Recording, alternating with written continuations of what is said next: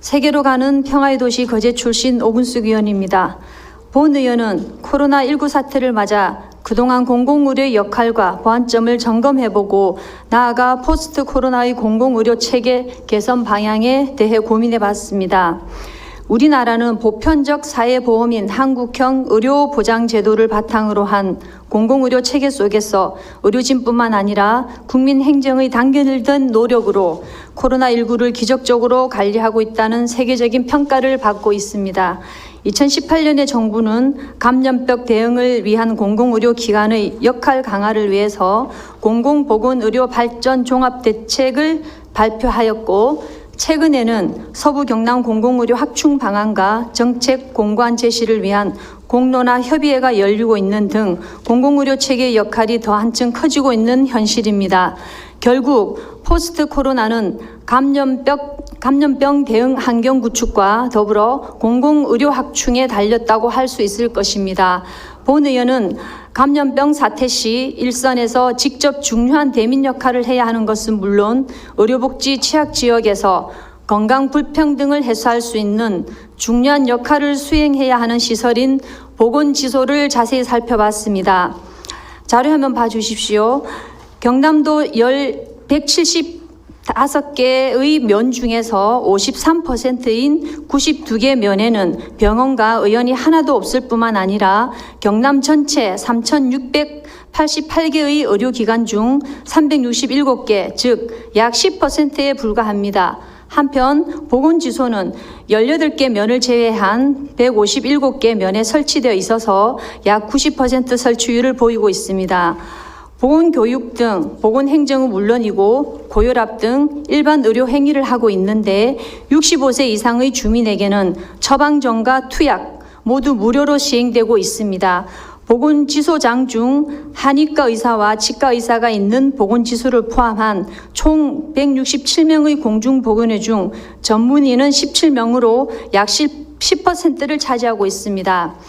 창녕, 함안, 거제 등 여러 군데의 보건지소를 직접 방문하면서 제가 눈여겨본 점은 바로 이용률과 원인이었습니다.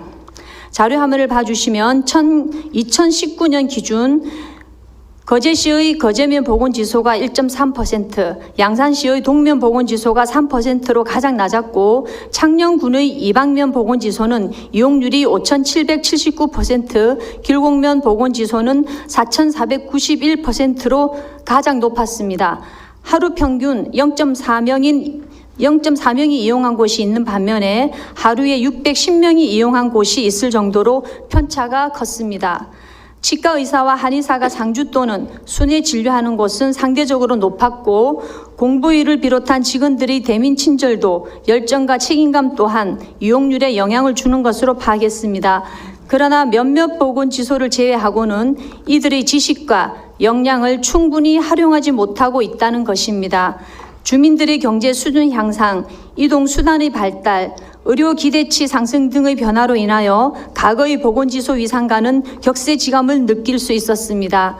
거기다 의전원 졸업자 중 군필자가 증가하고 있고 여학생의 비중 증가 등으로 공보위 대상자가 점차 감소하고 있는 현실 속에서 원활한 공보위 공급을 우려하고 있습니다.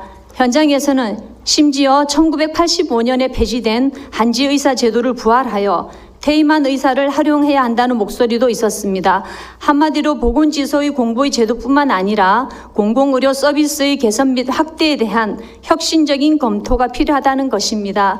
보건지소가 꼭 필요한 지역은 고령층이 많은 농어촌입니다. 그러나 의약분업의 예외 지역에 속한 몇몇 보건소는 현재의 인력으로는 양질의 의료 서비스를 제공할 수 없을 정도입니다. 진정복지사회를 꿈꾸는 나라다운 나라가 되기 위해서는 건강 불평등은 분명히 해소되어야 할 것입니다.